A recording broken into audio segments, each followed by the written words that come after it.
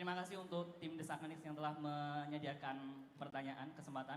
Mungkin langsung saja Pak, ini keresahan sendiri, nama saya Hendri, kemudian saya dari Blitar dan kemarin adik saya baru masuk ke SMA. Cuman terkait dengan sistem zonasi Pak tadi sudah dijelaskan ya bahwa zonasi akar masalahnya adalah piramida tadi atau yang tidak cukup bangkunya. Cuman gini Pak, dengan adanya sistem zonasi ini saya melihat bahwa justru dijadikan KKN Pak di tingkat daerah. Terus terang saja di tempat dulu saya sekolah di SMA di Blitar, untuk masuk ke sana orang-orang bisa pindah kakak atau yang kedua untuk bangkunya sendiri itu beli Pak 25 juta per siswa. Mungkin ya 25 juta per siswa dan itu oknum di dalam sekolah saya nggak perlu sebutkan dan kerjasama dengan dinas. Konkret saja Pak, apa yang akan Bapak lakukan untuk menangani oknum-oknum seperti ini, sumber daya manusianya. Dan yang kedua Pak, terkait boleh S3. Oh ya udah itu saja Pak. Mungkin terima kasih atas kesempatan yang diberikan. Henry ya? Iya, Henry, Pak. Terima kasih Henry.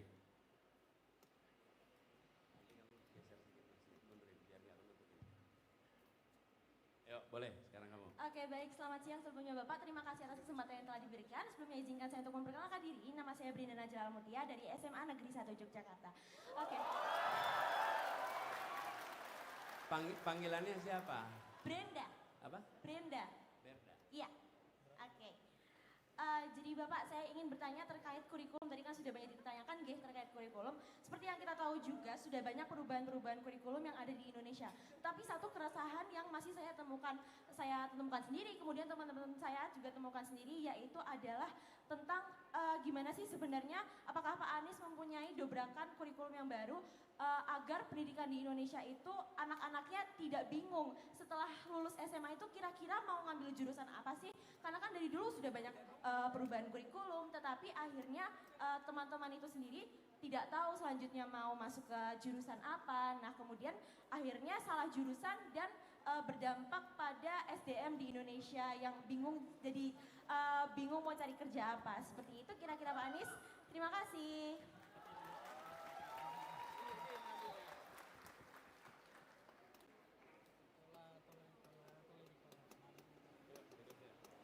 Terima kasih atas kesempatan yang diberikan. Perkenalkan, saya Aida. Saya mahasiswa Ilmu Hubungan Internasional S2 di UGM.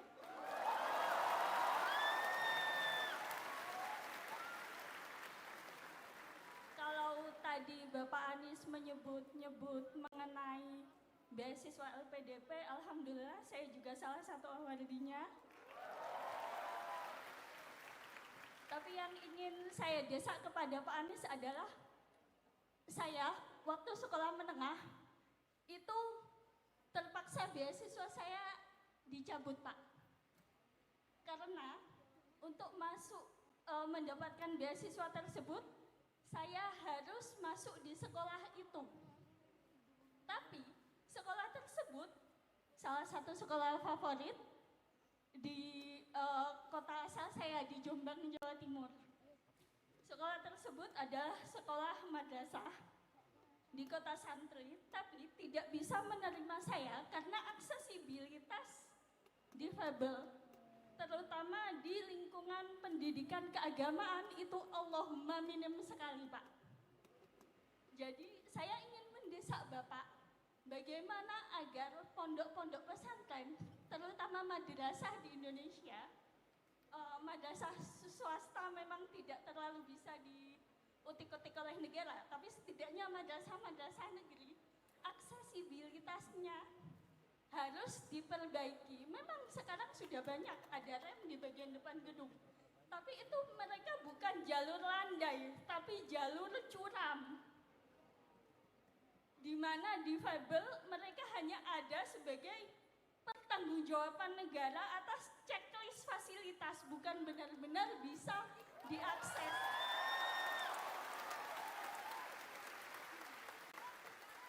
Tidak usah di madrasah, atau berapa banyak sih pondok inklusi.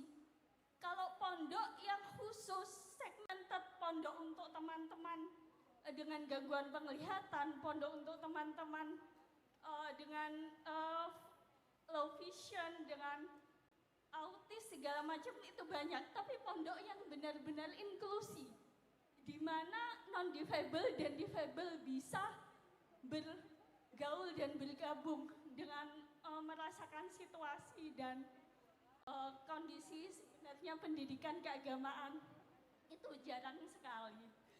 Lalu tidak hanya itu saja Bapak, saya tahu Bapak alumni UGM, jenengan juga tahu UGM salah satu universitas favorit. Ada yang bilang 3 besar di Indonesia. Tapi saya sendiri merasakan bahwa aksesibilitas di UGM sendiri untuk difabel itu hanya 50% yang bisa saya gunakan secara mandiri.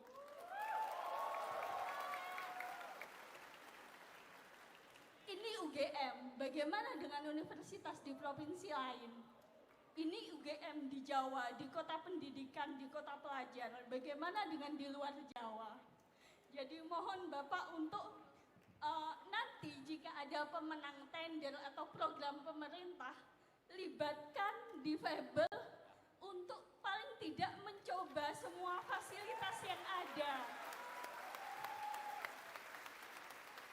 Ya, oke. Ya, jadi mohon agar Ya. kami dibantu begitu Pak. Siap. Yes. Tepuk tangan buat Nahida. Makasih. Baik, terima kasih. Pertama, Bung Henry, soal bangku sekolah yang dijual belikan. Ini tidak ada urusannya dengan soal kebijakan. Ini adalah penyimpangan, ini adalah pelanggaran, ini adalah kriminal dan tidak boleh dibiarkan. Jadi apa mekanismenya? Ini yang kemarin saya sampaikan. Harus ada mekanisme untuk orang melaporkan dan dilindungi. Karena yang begini-begini ini banyak orang tua yang memilih gak usah lapor dah. Daripada kalau lapor nanti ada urusan anaknya yang harus nanggung konsekuensi. Betul tidak? Akhirnya problemnya kemudian menahun. Bertambah bukannya berkurang. Dan pelaku-pelakunya selalu merasa bisa melenggang begitu saja. Praktek seperti ini bukan hanya terjadi 1-2 kota. Ini terjadi di berbagai kota. Jadi nomor 1 kita siapkan untuk pelaporannya. Yang kedua, transparansi di dalam sistem.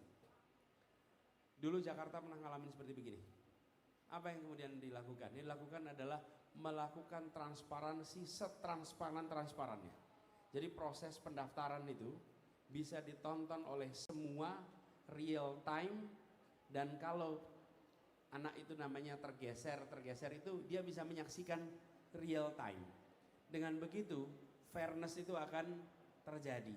Dan kalau ada fairness maka kita akan bisa memastikan sistem itu berjalan dengan baik. Lalu yang tidak kalah penting, melakukan rotasi guru ke berbagai sekolah. Sehingga sekolah-sekolah itu memiliki komposisi guru yang relatif setara.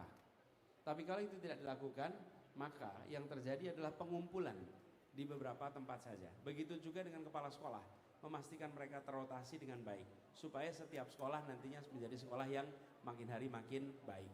Itu kira-kira yang perlu dilakukan.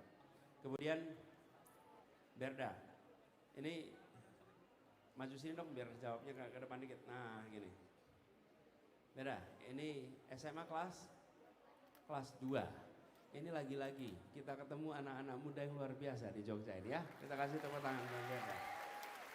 Berda, makasih. Dan anak-anak SMA itu tahu persis tentang efek kurikulum. Saya pernah, waktu itu saya tugas di kementerian, saya datang ke sebuah SMA, itu anak-anak SMA-nya presentasi betapa bermasalahnya kurikulum kita, oke? Dan dia menunjukkan masalahnya 1, 2, 3, 4, 5 gitu. Jadi di antara semua pihak yang diajak bicara soal kurikulum, yang paling jarang diajak bicara siswanya sendiri. Betul ya? Nah menurut saya ke depan kita harus ajak bicara siswa. Yang kedua, begini teman-teman, soal bidang dalam kuliah. Ini yang kita harus bicarakan lebih jauh. Saya melihat sudah mulai ada peluang untuk sekarang mengambil mata kuliah di fakultas-fakultas yang berbeda-beda. Sekarang mulai ada peluang itu bukan? Mulai ada peluang. Artinya apa? Sebenarnya proses belajar di kuliah di kampus S1 jangan semata-mata ditempatkan sebagai persiapan kerja. Jangan, tapi tempatkan itu sebagai pembelajaran untuk membekali dengan pengalaman yang di dalamnya ada pengetahuan. Jadi di kampus itu jangan hanya aktif di ruang kelas, aktif juga di luar kelas. Dan tidak dibatasi hanya satu bidang, lengkapi dengan berbagai macam bidang. Luaskan pengalaman itu. Karena begini, kita menyukai satu bidang ketika SMA, nanti ketika kuliah akan ketemu wawasannya lebih luas lagi. Dan ketika kita kuliah aktif akan ketemu wawasan lebih luas lagi. Jadi jangan mengunci diri dengan saya harus di sini. Saya akan bidang ini, perluas saja. Jadi menurut saya justru keberanian untuk belajar lebih luas, keberanian untuk mencoba yang baru itu yang dibutuhkan. Dan Berda ini sudah jadi contoh. Berda punya pilihan, tetap aja di Cokro Aminoto sana di kelas, nggak usah ngapa-ngapain. Tapi Berda memilih untuk datang ke sini, memilih untuk memperluas wawasan, memperluas jaringan. Berda sudah mengerjakan apa yang tadi saya katakan. Mudah-mudahan nanti Berda bisa memanfaatkan peluang yang ada ketika kuliah ya. Terakhir Aida, ini yang disampaikan Aida tadi soal aksesibilitas. Teman-teman, penyandang disabilitas termasuk masyarakat yang hari ini paling jarang dapat perhatian, paling kecil dapat perhatian. Karena itu kami komitmennya Aida, ada 4 kelompok masyarakat yang harus dapat perhatian dari pemerintah, prioritas. Kalau 4 kelompok ini diperhatikan, sisanya aman. Siapa kelompok itu? 1, penyandang disabilitas. 2, ibu hamil. 3, anak-anak. 4, lansia. Jadi kalau membuat fasilitas harus membayangkan untuk 4 ini. Kalau membangun apapun untuk 4 ini. Kalau yang 4 ini disiapkan, yang lain aman. Misalnya gedung aman anak, gedung aman untuk orang tua, gedung ramah untuk ibu hamil, gedung ramah penyandang disabilitas, yang lainnya aman. 4 ini. Nah, insya Allah Aida, nanti yang menjadi komitmen yang baru harus melibatkan 4 komponen ini. Sehingga fasilitas-fasilitas yang dibangun baru harus menyiapkan untuk penyandang disabilitas. Yang sudah terlanjur secara bertahap dikoreksi. Ini kami lakukan di Jakarta. Saat kami bertugas di Jakarta, semua pembangunan gedung baru harus melibatkan penyandang disabilitas dan harus ramah untuk disabilitas. Harus, dan itu sudah dikerjakan. Lalu gedung yang lama dikoreksi secara bertahap. Dengan begitu, maka fasilitas-fasilitas yang ada makin hari bisa semuanya nanti ramah penyandang disabilitas. Itu teman-teman bisa lihat fasilitas umum di Jakarta sekarang fasilitas yang ramah penyandang disabilitas karena secara bertahap itu kita kerjakan. Nah, lalu ada satu hal. Kami ingin menjadikan ini sebuah program. Ketika sebuah sekolah menerima anak yang memiliki kebutuhan khusus, harus diberikan pos anggaran untuk menyiapkan fasilitas yang sesuai dengan kebutuhan untuk anak itu di sekolah itu. Jadi ketika di situ ada anak tunanetra dan dibutuhkan fasilitas tambahan untuk tunanetra, maka dibangunkan dan posnya harus disiapkan. Ketika di situ ada misalnya tunadaksa, maka harus disiapkan fasilitas untuk tunadaksa. Jadi kebutuhan khusus itu hanya untuk sekolah itu. Dengan begitu membangunnya lebih mudah. Tapi kalau kita memulai dengan semua sekolah, belum tentu alokasi anggarannya cukup. Tapi di sekolah yang di situ dibutuhkan, posnya boleh dipakai dan itu bisa diatur lewat kantor daerah atau kantor wilayah sehingga bisa dibangun fasilitas yang sesuai supaya itu bisa dipakai untuk semuanya.